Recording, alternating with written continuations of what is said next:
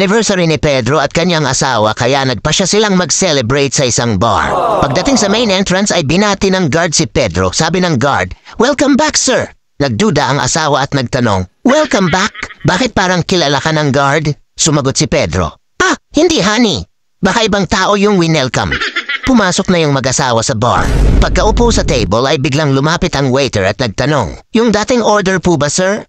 Kumunot ang noo ng asawa at muling nagtanong, "Bakit alam ng waiter ang order mo? Nakapunta ka na ba dito dati?" Sumagot si Pedro, Hindi honey. Baka nagkamali lang yung waiter sa pagtatanong."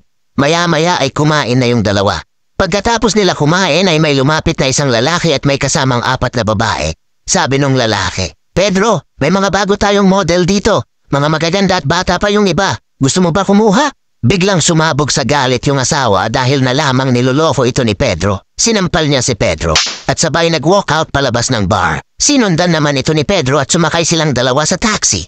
Habang tahimik sa likod yung mag-asawa, ay biglang nagsalita yung driver ng taxi.